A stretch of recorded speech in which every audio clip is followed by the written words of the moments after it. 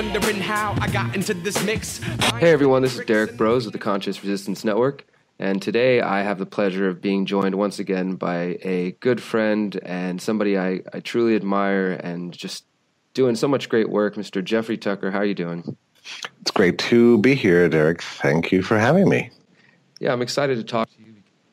Today's conversation, we've done a couple of interviews. This is actually the first time we've done, or at least that I've interviewed you via Skype. You interviewed me via Skype a couple of years ago, but most of the times I've interviewed you have been face-to-face, so it's a little different. Mm-hmm. And the topics have been different as well. We've talked about agorism in the past. We've talked about AltRight, and I think that interview was very popular, both hated and appreciated.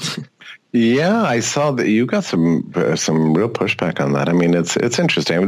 There's this kind of, I mean, you can't be on the internet without noticing that there's a kind of a rightist, digital junta out there that trolls anything that criticizes them, and downvotes it and mauls. It's really mob behavior. And I think that happened with that video. At this point, I don't know. I think a few years ago it seemed kind of menacing. Now it's really just time for an eye roll. It's like, oh, here come the trolls. Oh, there are thousands of them. Oh, they don't like me. They say I'm controlled by the Jews, or whatever. You're Jeffrey Tucker, and I don't know what they called me. I'm been called probably worse names for it's really weird because I've never really experienced any kind of racism in my life except for this crowd. Some of the things that they've, and it's just like, it's the internet, so I don't let it cut too deep or anything like that, but it's obvious. It's, to me, it's like, wow, these people really think this way. This is kind of interesting. Yeah, it is. There's no way you can't be affected by it. I mean, it is effective. It is an effective trolling tactic. Trolling is actually effective. I mean, it hurts your feelings. It makes you feel a little demoralized. It makes you feel a little overwhelmed and intimidated. And the next time, you don't like it. Obviously, nobody likes it. So the next time you think about putting out a piece of content, that's critical of their authoritarian bent, you might pull back, you might rethink it, just because you don't want to, nobody needs that kind of negativity, that kind of stress. I mean, basically these people have ruined the internet, basically. And, you can't feel that sense of intimidation because you can't let them win. You just have to buck up, realize that it's a tactic, it's a strategy, it's an intimidation, and you just have to stare right back at it and say what's true, and don't let them shake you. Absolutely. And so I think then today's conversation which is going to cover your new work, your new book that you've just recently released. It's more of, I'd say, an extension of that past conversation. So if you enjoyed that one before, then you'll probably enjoy this one. And if you don't, then you'll probably be cursing the whole time as you listen to this for whatever reason. But this one, I think, is important because in our previous conversation, which was at Anarchapulco, we discussed how this neo-reactionary, which was still kind of just getting going at that time, which was in February, only 2 months after Trump had taken office. Yeah. And we were discussing how it was affecting the libertarian movement and that sort of thing. Today, though, we're focusing on your new book, Right Wing Collectivism, The Other Threat to Liberty. And this, I feel like, is more the roots of that the previous conversation we had. Yeah. The argument I'm making here, and I think anybody who's tempted by the alt-right, many people are tempted by their arguments. They don't know what's wrong with them. The purpose of this book is to just highlight, draw out, and explain a kind of genealogy of alt-right ideology that dates back to the early 19th century. A lot of these guys believe that they're thinking new politically incorrect truths backed by some new scientific discovery. I mean, this is one variant of alt-right ideology, but they think of themselves as being sort of fresh and fascinating, edgelords that are active in modern life, with new ideas for the future or something like that. But actually what this book shows is that they're very old-fashioned reactionaries. Their ideology, which is relatively consistent, dating all the way back to early 19th century, it represents a kind of revolt against modernity in all of its forms, meaning, freedom that ennobled the middle class, that led to the elimination of slavery and the empowerment of women, that gave us free speech and freedom of press and freedom of association. This rightist ideology that they're pushing really opposes all these institutions. It takes a different form from the leftist branch, but they're both branches of Hegelianism, essentially. Which, and I argue that this right Hegelianism mutated over the course of the 19th century to be not just nationalistic and historicist, but also celebratory of dictators, dedicated industrial protectionists and mercantilists, and then eventually scientistic in the sense that they wrapped into their ideological framework an obsession with demographics and race and eventually IQ, and it culminated in essentially mass bloodshed all over Europe. So that's the story I tell. Okay, so let's talk about this. You said the obsession with dictators and with totalitarians. Obviously, for anyone who's spent a little bit of time on the internet recently, among these circles knows that it's people like Pinochet. And, this joking about throwing your enemy out of helicopters, which is for those who are unaware, the dirty war throughout South America, which, had support from the U.S. governments at the time and their various agencies, helped install these dictators, including Pinochet, and he repressed the communists and threw them out over the ocean into the freezing waters. And now there's pages dedicated to joking about, get in the helicopter, throwing your enemy out of the helicopter. And it's sort of become the mirror to what some would say on the extreme left of saying, take him to the gulag. People on this right saying, get him, take him to the helicopter. Oh, sure. It's a love of violence. It's a lust for violence. And once you let your heart and soul go the direction of aspiring to kill your political enemies and wanting them to die, I mean, you've gone full Schmidt and ultimately full Holocaust. So we should not take this kind of stuff lightly. It's not funny. It's not a joke to threaten your people with whom you disagree with death. Yeah, I agree. And the ridiculous thing I've found from challenging these people I haven't done much challenging myself. The thing is, they seem to be offended by the things I say, so they'll come to my pages. But when I am engaged with this type of thinking, I'll try to ask them, do you really mean that? Are you sitting here making a joke about and explaining it to other people who are witnessing this conversation? Because I think those who haven't done the research that you've done and that I've done through your work and others don't really understand what the jokes are about or what they're referencing or, the roots of it. And so when you try to explain that, this alt-right or this troll will basically just, they're not even honest about it. They'll back off and just claim to be trolling. And, some people, obviously, they're a little bit more open with their intentions, but others are very good at concealing this, and I think that this seems part of the, fascist plan or the fascist strategy, if that word is appropriate. At the least, this totalitarian strategy, where they're willing to say anything to be pragmatic, no matter what the case is, and in order to get towards their goals. Which is why I believe that they tried to hide behind the free speech banner and have tried to do this entryist movement into the libertarian movement. Your thoughts about that? It just reminds me of a cartoon I saw yesterday that was so appropriate. There's a guy standing there with a Nazi armband on and a black eye. And he said, do these people hate me because I aspire to commit genocide against their people? And then the second caption says, no, they hate me because they oppose free speech. Yeah, I saw that one too. And that's exactly, they're sitting there like, I don't get it. Why don't they like us? We're just trying to fight for free speech. Yeah, most Americans don't actually like Nazis. I mean, it's been very interesting, the way all this stuff has played itself out, because there's plenty of people who imagine that they can be, Trump supporters and, oppose Muslim immigration and think that the black people and, people of color should be excluded and, pushed aside and stuff like that. But they also do not like this idea that there's any relationship between what their belief structure is and what led to the rise of Hitler in Germany.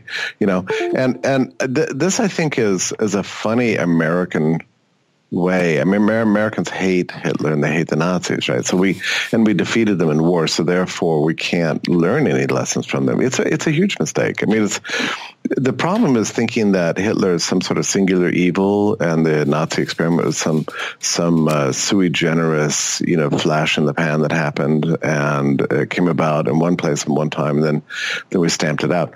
What my book tries to argue is that actually, Hitler was more of a vessel than even a mover in this space. He was the culmination of 150 years of philosophical, corruption that resented the effects of freedom on the world and wanted to contain it. You're talking about celebrating dictators. I mean, a very interesting book is Thomas Carlyle. I believe it was something like 1830 or something like that. A Brit who really hated the way laissez-faire economics and commercial society was delegitimating the great leaders of the time and turning everybody into just a traitor. Based on authentic figures to look up to, like Napoleon, right, or whatever. So he writes this whole book about the great men theory of history, and he really resented and hated the economists, especially the libertarians, because the libertarian economists, because these guys were imagining a world of peace, equality. And a world without slavery in particular, right? So the British economists in the 1820s and 1830s began to imagine that we could actually do without this ridiculous institution. Thomas Carlyle said that sounds like a terrible world. A world without hierarchy, a world without slaves is no world in which I want to live. And these economists who are advocating this, do it because they're proponents of a dismal science. Right. So that's where the word dismal science comes from. He was criticizing economists for imagining that we could actually be better off without slavery. And is that book you're referencing On Heroes, Hero Worship, and the Heroic in History? Yeah, that's the one. Yeah. Okay. So yeah, I did want to get into discussing Thomas Carlyle, because one of the things that I've heard you say is that the people who are currently carrying not even the alt-right, but I mean, I think it's more correctly termed, as you did in the book, right wing collectivism, whichever various strain it takes, that they don't even necessarily know the roots of the people that have put out the ideas. That most of them haven't read Thomas Carlyle. Most of them haven't. They haven't read the guys who you've pinpointed in, like Madison Grant and others. Caesar, Evola, Madison Grant. No, they've not read these guys. But it's any more than the typical campus left-wing identitarian SJW activist has been steeped in the works of Marx and Lenin. I mean, that's just. That's not the way ideas work. You don't have to actually sit down with the books. I mean, that's actually the magic of ideas, that they sort of port themselves over time and through people in space in funny ways, traveling from mind to mind without ever without even a consciousness of where they came from. I mean, I have this view that most of us are, to one extent or another, slaves of dead philosophers, and we don't know it because we're not thoughtful enough to figure it out. But these people on the left and the right, and my book focuses on the right, are slaves of a very wicked, totalitarian, authoritarian, reactionary tradition that would, if it prevailed, would destroy everything in life that we truly love.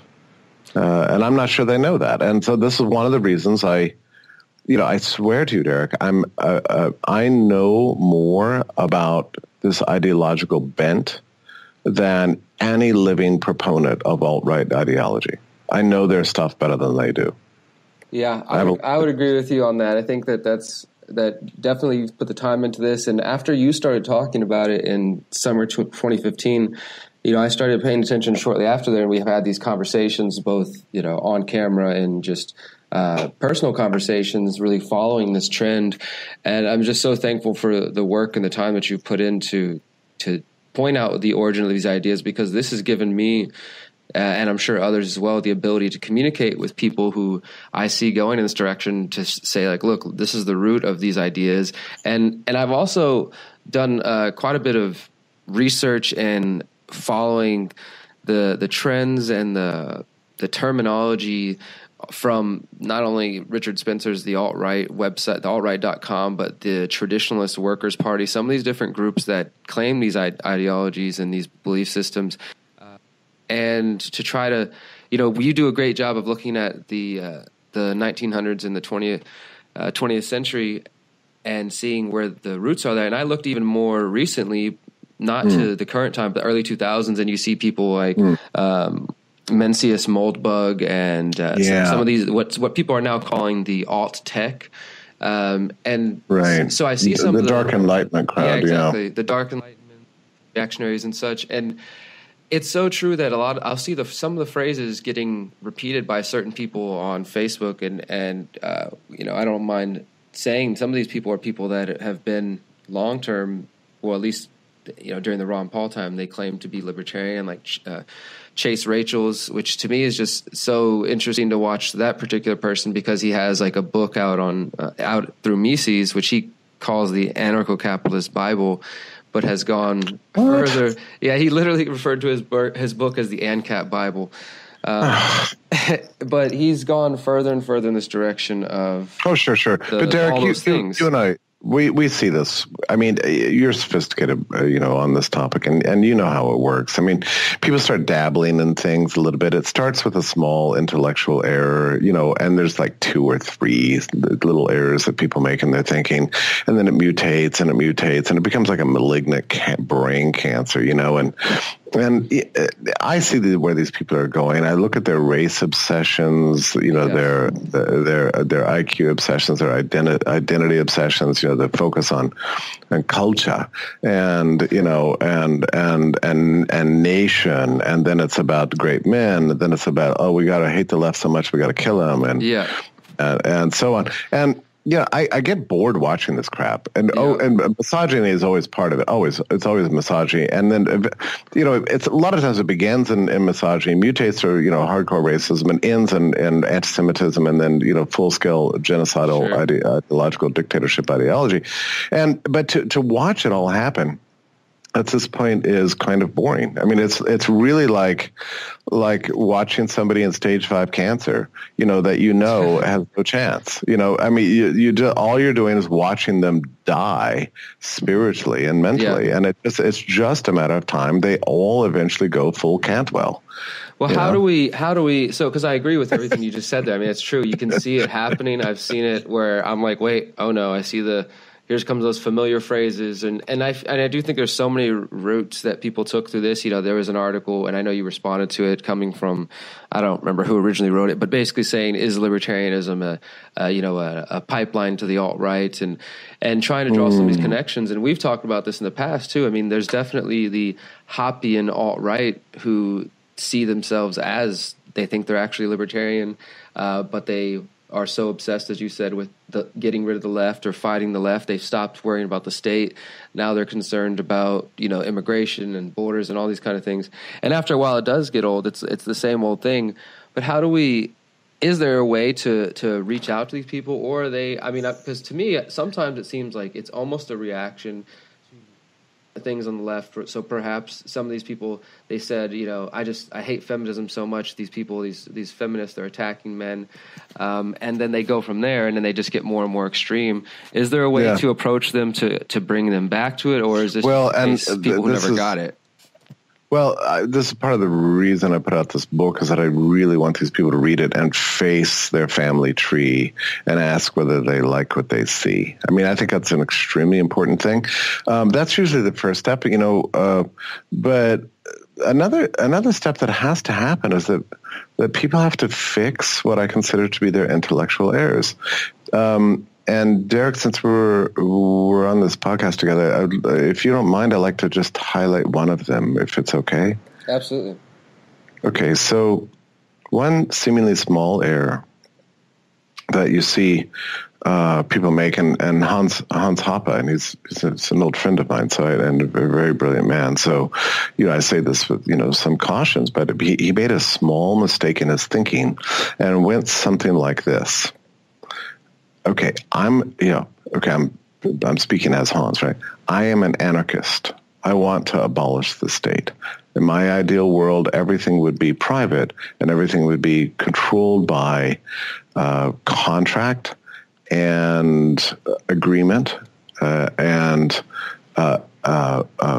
volition, voluntary commitments according to contracts. That's the world I want to live in. Okay, that's like the first step. Okay, fine. We can go along with that. And the next step is to say, however, we live in a world with a state, and that state enables large-scale public spaces. In every city, our borders are an example of that. City parks, commercial spaces in every city. So the state legitimately exists, or it does exist. How is an anarchist supposed to respond to that? And so the next step in the thinking is, well, what we should try to do is try to get the state to behave more like what a private actor would behave like. So for example, a private actor might tend to want to live in a homogeneous community. So a state that's lording over a particular realm, if it's behaving like a private actor, should be permitted to kind of bring about a kind of homogeneity also. Or in the case of the application of to borders, the state owns the borders and is permitting this, mass immigration. Really, there shouldn't be state borders, and if they were private, then clearly these people would be excluded. So therefore, it's okay for the state to exclude them. So now that's the way the argument goes, and a lot of anarchists don't see what's wrong with it. They're like, that's an interesting point. I mean, maybe we should try to get the state to behave more like a private actor if we're really good anarchists. I mean, I'm sure, Derrick, you've heard this argument before, right? Yeah, I definitely have. And to me, when I've heard this, because I caught that as well when I was listening to having these debates, I was like, hold on. So they're trying to give the state qualities of a human being in the same way that, the left complains that, the Supreme Court has given corporations the same qualities as a person. So right. These two entities are basically being treated, or they're acting as if, okay, well, let's just treat them the way we want to treat other people, or give them the same abilities and rights. So but here's the problem, right? So let's just reflect for a second on the kind of latitude that private entities do have. I mean, let's take for example, a family. The father has the right to abolish chocolate chip ice cream because he doesn't like it. He can make his kids go to bed at 7 p.m. Any business is free to impose a dress code, speech codes. Make you cut your hair. Any church, can make people, can require that people believe in the Trinity, and not practice Buddhism or something like that, right? So private entities have a great deal of latitude. It works because there's competition between private entities. You don't like the rules of this corporation, go get another job, and there's competition for how spaces are managed, and that's all fine. If you give the state and public spaces the same degree of latitude that you're granting to private entities, you've created a template for totalitarianism. And I think just as importantly, what you've done is reverse 500 years of progress in human history. Because the whole purpose of liberalism, as it dates back to the late Middle Ages, was to discover that the most important thing that we can do so long as the state exists is to impose limits on it, to erect walls between what the state can do and what is permitted in the rest of society. I mean, for example, after the religious wars, some people came along and said, we'd be far better off if we just allowed people to believe whatever they want. And, well, that's an interesting idea. Well, then how about let's do this. Let's erect a wall that separates religious belief from the state and actively prevent state officials from telling people what religion they may or may not practice. So that becomes a limit on the state.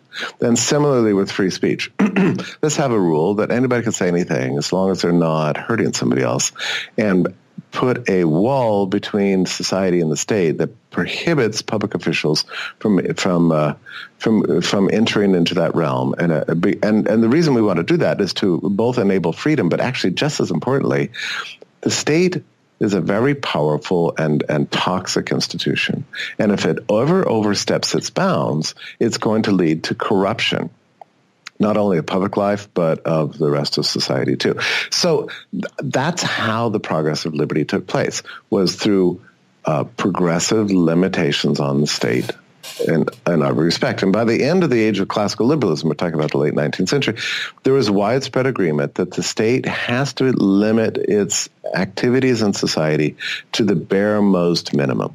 It can prosecute theft and murder. It can have a court system. It can maybe have jails. Maybe it bears some responsibility for policing and that sort of thing. But apart from that, it should not otherwise in any way intervene into the evolution of society. And with that doctrine came the flourishing of the world as we know it. So my point is this: what people who believe what Hans said are doing is actually flipping this entire half millennium narrative that unleashed freedom in the world on its head. They're actually actively seeking to reverse all the gains we've made over a half a millennium in limiting the state and fantasizing about a world in which the state has basically unlimited power to do whatever it wants, the same as, say, a private country club or a corporation or a business or something else. Do you see what I mean? No, yeah, absolutely. A very small mistake, it's a small mistake, and it's not easy to see what the mistake is, actually upends the whole of our philosophical tradition completely. And as you said, your friend Hans Hermann Hoppe is an intelligent man, obviously. I mean, is that a mistake, or he calls himself a monarchist. Do you think monarchy really leads to more freedom? I mean, or is there something more? Well, I don't know. I tend to think that, I think what and by the way, that thesis concerning, the advantage that monarchy had over democracy is, he took from another friend of mine, Eric von Knut-Ledeen, who wrote an entire book on the subject. And Knut-Ledeen really reveled in the monarchical tradition and, looked back longingly with some sense of nostalgia towards the age of the Habsburgs and so on. And, to me, that's really an empirical question. I mean, basically some kings were good, some were bad. Some lords and princes were benevolent, liberal leaders. Others were despots. That's why some had their heads cut off and some lasted many generations. So, and you want to make the argument that monarchy was better than democracy? Well, it depends on what you call democracy. If you want to call democracy, the system that led to World War I and the Holocaust and gulags and so on, yeah. Okay, yeah, the age of democracy has been bloodier than the age of monarchy. But that doesn't necessarily mean that in the 21st century, romanticizing about the beauties of monarchy is the way to go. I mean, it's actually a very strange thing. And part of his argument is that, the monarchs treated all of society as their private property and all citizens as their subjects. Therefore, they valued them more. That's not exactly I mean, that's a very interesting point, but it's actually a very unlibertarian way to aspire for the state to behave. I mean, you really don't want a world in which, the president regards your property as his property, your life as his life, and the whole realm over which he rules as his own personal property. I mean, that's actually not liberalism. That is a very grim totalitarian vision. So I do think you're right, though. That's probably where this mistake began, and then it just kind of reeled out of control unchecked. And here's an interesting question to me: why wasn't it checked? And part of the problem, Derrick, and this is part of the paradox of the sociology of ideas. A lot of people the people who are fully capable of refuting these kinds of notions never bothered with doing so, because they found this line of thinking to be cranky and crazy and irrelevant. And so they just never addressed it. So in other words, he never really got any pushback. I mean, he kind of went this direction for about 10 years or 15 years without any competent minds actually taking him on. Some exceptions. I think Bob Murphy took him on immigration and a little bit of pushback. Actually, my friend Deirdre McCloskey wrote a very hard-hitting essay against Hoppe's tendencies and other areas. But for the most part, this school of thought has kind of been unchallenged because it occupies such a tiny niche that they never faced any kind of peer review. So yeah, I think that's part of the problem. And that could be perhaps just a failure or short sight on some of the thinkers of the time. I mean, like you said, sometimes people don't take these ideas serious, or as you're also saying, it could be just such a niche thing, nobody paid attention to it. But I do feel like that Hoppe's work, at least particular parts of it, and later Rothbard, as we've talked about before, leading to the paleo-conservative, paleo-libertarian movement. I actually had a chance to ask Ron Paul the other day at the Nexus conference for a moment, and he had a pretty sharp response, but I just asked him, do you think the paleo-conservatives, late Rothbard, Rockwell, any of those have contributed to the alt-right? And he kind of pulled back for a moment and said, no, absolutely not. Like, he didn't even really want to entertain the idea that... No, that's a very cruel question to ask this man. I mean, he doesn't want to think about it. I mean, look, yeah. And Ron's got such a big heart, but it's not his responsibility to investigate. Sure. I was more curious of his opinion than Yeah. I think it's brave of you to ask the question. It doesn't surprise me that he just kind of decided not to take it seriously. So one other thing I want to ask in relation to the book, and then maybe we can get some more specifics.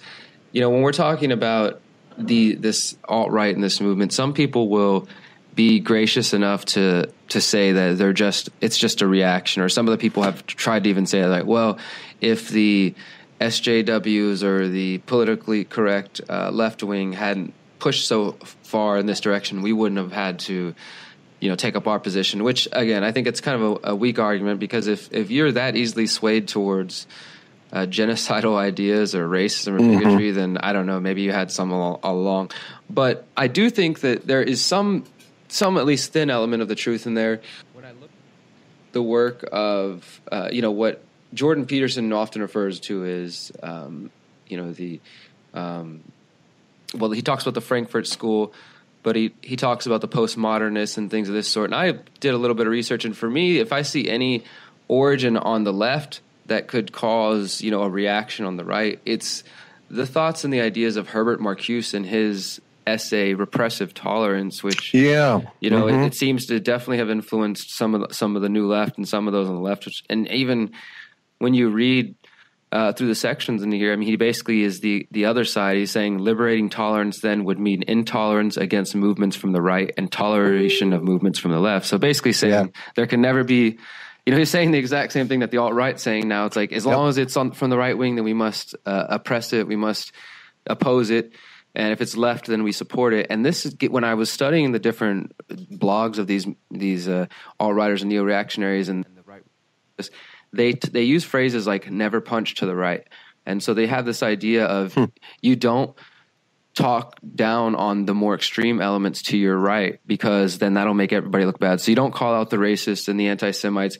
You can criticize to the left always anybody who's maybe taking a weaker position than you, but you don't oppose those who are more extreme than you, because that makes you all look bad. And I guess because they know that ultimately they all want to go more extreme. And this is sort of a mirrored image of that. Have you looked much or throughout your work studied Marcuse and his essays? Yeah, I wrote a piece on Marcuse because I think you're right to highlight it. It's really important for people who are criticizing the alt-right and noticing their trollish genocidal longings and things and their love of violence and so on, to also understand that yes, there is the other side, and that essay in particular you're talking about is the best example of it. It's totalitarian, it's grim, it's gulaggy, in every way, and I think it's good to be sharply aware of that. And I think it has given birth to this kind of wild, repressive intolerance that you see, on campus, and to some extent it bleeds out into the rest of the culture also. One thing you said that I think is really interesting about, these guys saying never punch to the left, never punch to the right, I've heard it said no enemies to the left or no enemies to the right. When in the early days when I had hung out with paleo-conservative crowds at various conferences that were organized to bring together libertarians and paleo-conservatives, people used to have the slogan "Never punch, never." There are no enemies to the right, and I always thought that very strange because at some point you get right-wing enough, and what you've done is reproduce in a different form exactly the thing about the left that you can't stand. And I do find it's interesting when people like Milo Yiannopoulos and some of that crowd are challenged.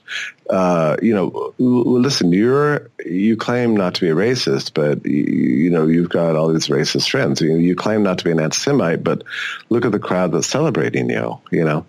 And the response I've seen from them, and you might be right that inside. As an esoteric doctrine, they're saying, "Oh, never punch to the right, no enemies to the right." But what they say publicly is, "Oh, that's just nonsense. That's just a tiny group. What? 3 guys? Come on." I mean, I'm not going to take seriously the claim that there are any Nazis anywhere. Just a couple of movements out there, and they're probably mostly FBI officials anyway. So they always they're in denial. They always have this public denial that there's any problems to the right of them. Absolutely. Yeah, and which is a funny way. I mean, it's just it's denying the most obvious thing in the world. I've had people tell me this, and I'm like, "Oh, what about the 6,000 Twitter accounts that were giving me death threats yesterday? Does that matter to you? Oh, those are just sock puppets, and it just doesn't matter."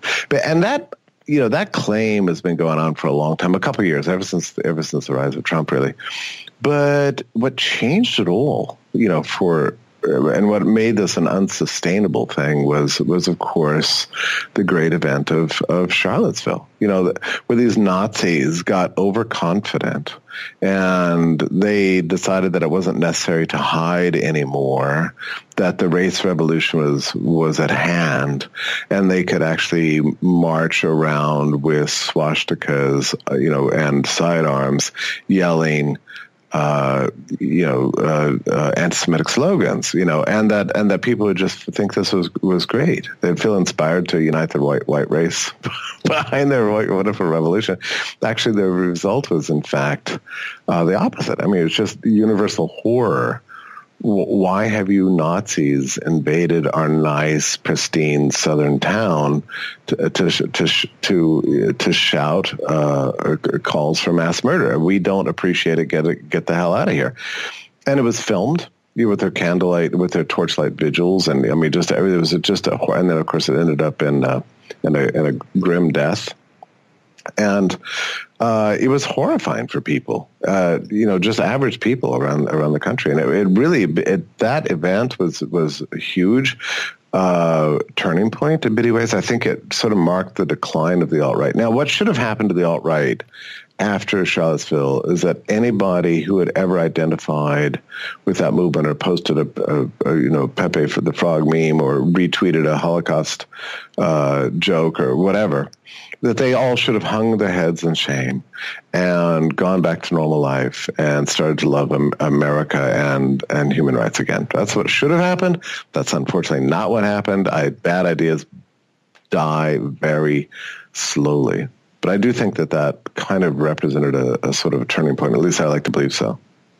Yeah, I think that there definitely were those. And I've seen you were even posting about this. Some people who seem to had a moment of actually questioning. Others have buckled down. And I guess it's unfortunate because the more that they're opposed and called out, there's those who inevitably, and I feel like this is where deeper work it needs to be done as far as looking at the psychological roots of why people are prone to these kind of things. But people, their psychology, for whatever reason, is just going to cause them to buckle down further. And Sterling Lujan, he has done some great work on looking at the psychology of like not only just the psychology of statism, but in argumentation, when people's brains basically shut down, they go into fight or flight mode. And in those cases, sometimes they're more likely to actually hold on to their beliefs even further because they're feeling attacked and they're unable to actually, hear any arguments. So I think that's right. It all reminds me of one of my favorite movies is the movie Red, which is a kind of a cinematic presentation of the life of Jack Reed at the time of the Bolshevik Revolution. And he was a great humanitarian, opposed war and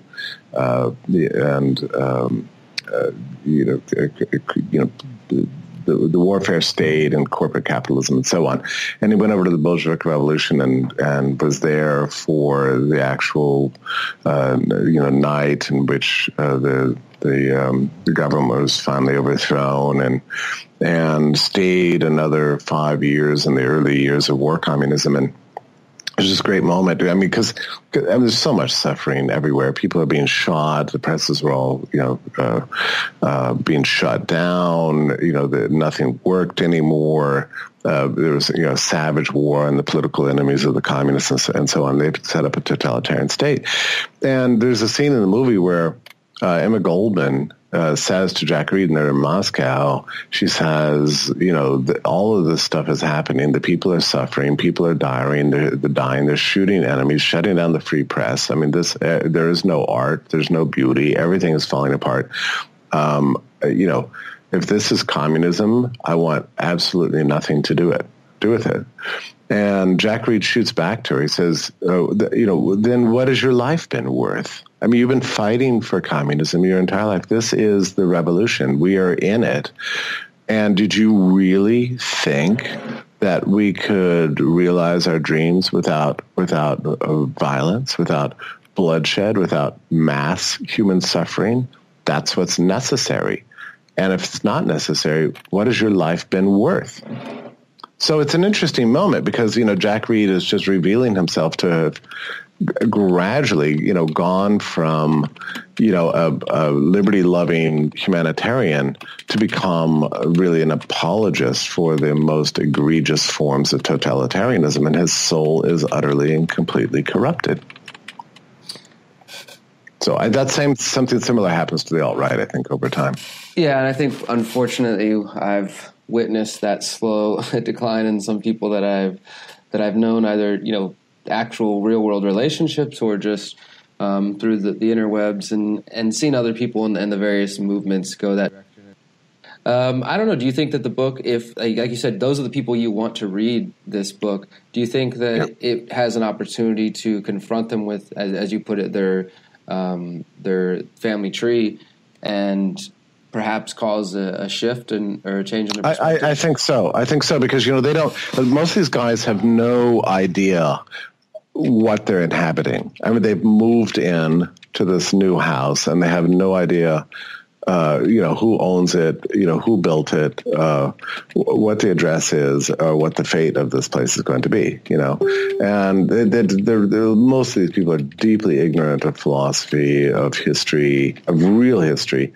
I mean, these people have been having, the lesson of the Holocaust shoved down their throats since they were in first grade, and after a while, it doesn't mean anything to them. I mean, this is why I think Holocaust museums are so extremely important. I mean, everybody should go to them because it makes this stuff sort of real for you. But they figure that anything that opposes what they believe is just pure propaganda. They don't think there's any problem with racism.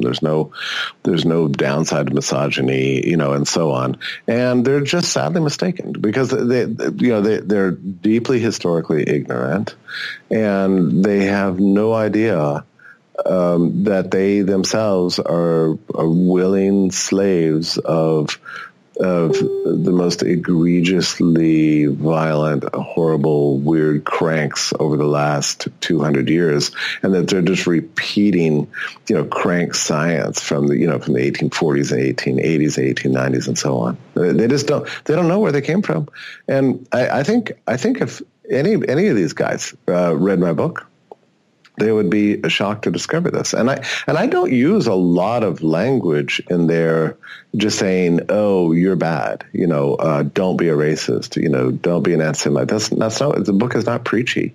I'm just laying it out that here's the genealogy of this movement and where it came from and what it was reacting against, namely freedom, and where it ended up. So I think, just by confronting these people and telling them where they're headed and what they're really made of is an extremely important thing. Absolutely. And so I guess I'll want to wrap up here. I know you've got lots to do, but this has been a great overview of the book, Right Wing Collectivism. And I know it's available widely on the internet. Is the Kindle version available for those who want to get it? Yeah, I've got the Kindle version at Amazon, and we've sold so many copies. It's so fun. And then I'm coming out with a print version probably on Monday, so you'll be able to get it. It's about 200 pages. And then I probably I've got a publisher here I'm working with at FEE, at Foundation for Economic Education, who will then later on that week, or maybe another week later, will just release the entire thing free online, of course, for everybody to download in EPUB format. So, so if you don't want to pay, then you just have to wait a couple weeks and it'll be free for you. So I'm anxious to get this book out. Absolutely. And so one last question, if to the younger libertarian, liberty-loving, anarchist crowd, anti-statist crowd who sees these problems, sees this increasing divide and this polarization where people are being asked to choose a side between extreme left and extreme right, what advice would you have to them to keep the message of liberty alive? I would say reflect on what it is that you want for your life and for those you love and for the community you live in and really for the whole of humanity, and think about what that world looks like. And remember that the ideal that built the most beautiful aspects of the world, that's continuing to liberate people from poverty and oppression all over the world, is a vision of universal ennoblement of humanity, an opportunity-based society in which everyone has the freedom to obtain as much dignity for themselves and others as possible. And that's the world we want to live in. And anything that's against that, you should oppose. And that's the job of a libertarian. And if you commit yourself to that ideal, you will make a mighty contribution to making the world a better place. And I think that's a better way to live your life than just seething in hatred. Fall in love with beauty. Fall in love with human rights. Imagine the world to be a better place. And you'll find that you're going to be a happier person. Absolutely. Thank you, Jeffrey, for your time. Very much appreciate your work and look forward to seeing you in Atlanta. Okay. All the best, my friend. Bye-bye.